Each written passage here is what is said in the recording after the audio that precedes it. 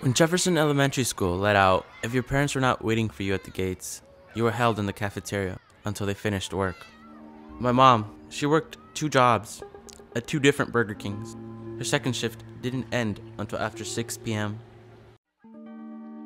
That little guy's me, Oscar Velazquez. And even then, I did not want to waste the $7 on daycare. So I memorized the names of every street between home and school, and I convinced my parents that I could make it on my own. I remember the first time I tried it. I was 5 years old. I picked the first adult that was waving in my direction. I waved back. My teacher said, "Go." And I ran, crying. I don't remember why, but I just kept running. By middle school, nobody's parents were waiting for them at the gates, except mine. Every day at 3 p.m., I would watch as kids overwhelmed the ice cream cart vendor parked at the gates. That overwhelmed vendor was my father. My father pushed that cart from 9 to 6, hunched over, 1 foot on the wheel, 1 hand on the handle. That image was enough for me to know, this place is not for me. I needed to get out, away from all the gangbangers, pregnant teenage moms, and dropouts.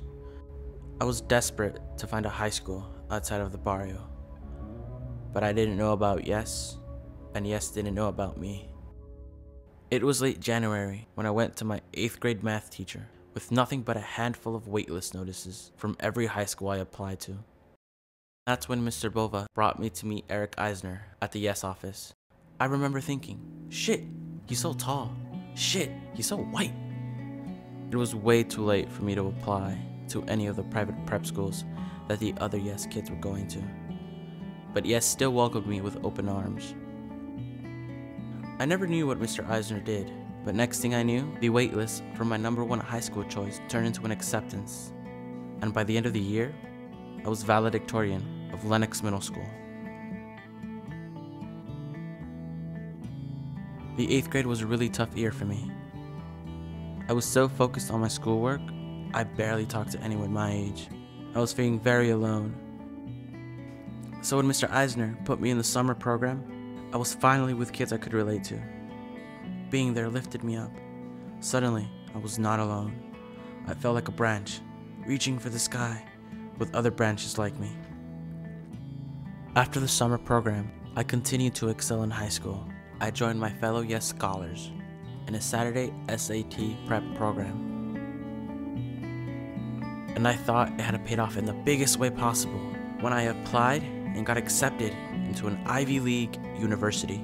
That was the greatest feeling I've ever had, 1,000,000 times over. The greatest feeling in my life. But my joy was short-lived. I received a second letter notifying me that I was ineligible for any form of financial aid because I was undocumented. You see, my parents had brought me to the United States when I was 3 months old. Even though I have never lived anywhere but America, I'm still considered a foreigner. Have you ever seen a boxing match where one boxer just keeps getting his ass kicked so hard, and you wonder, how does he keep getting up? I have been fighting for something with all my might, and now I just want it to collapse. But I remembered how I felt as an 8th grader when I found Yes, and Yes found me.